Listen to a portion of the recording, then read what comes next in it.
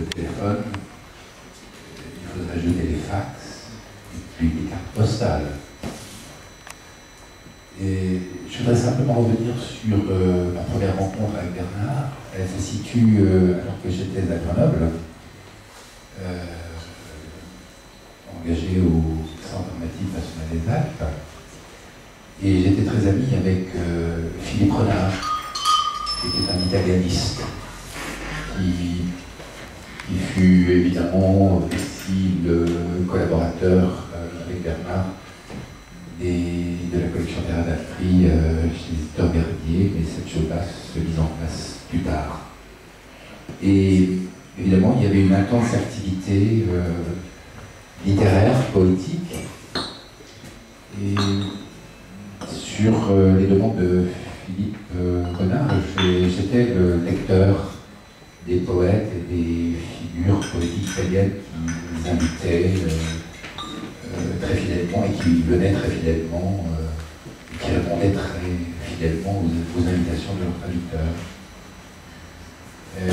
Mais je pense que ces choses-là se déroulaient à Grenoble, mais j'ai dû faire la connaissance de Bernard pour régler des problèmes de programme, de choix de texte.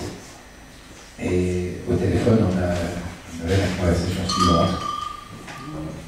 Moi, j'étais complètement béotien, je ne connaissais pas du tout la ville de Lyon. Et Bernard avait une science topographique et des plans qui étaient tout à fait remarquables. Et je l'entends encore me dire, voilà, il faut absolument passer la Saône, puis tout de suite à droite, prendre la montée de Choulan, et dans la montée de Choulan, on verra le boulevard Charcot, puis ensuite vous trouverez la rue du Fort Saint-Thierry. Alors voilà, donc je fais les premiers l'apprentissage de la rigueur de Bernard, qui ensuite a scellé un acte d'amitié, même si j'ai dû changer 3 ou 4 fois de batterie de cuisine, puisque au cours de mon téléphone, le ragoût que j'apprêtais pour mes enfants qui étaient allés à l'école brûlait régulièrement. Voilà.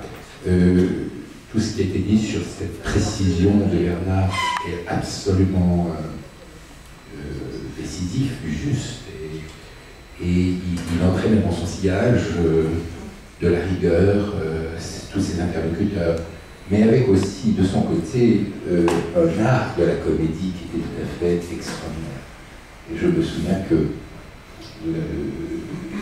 cette amitié, de ce travail commun, je recevais des fax, je recevais des lettres qui me précédaient chaque fois que je partais en tournée, soit à Tokyo, soit à Belgrade.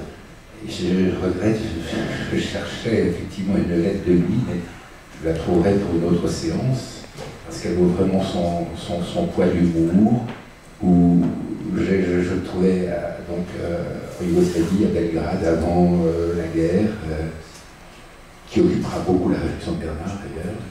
Et je reçois une lettre, cher Philippe Morier-Janouitch, signé Simeonovitch.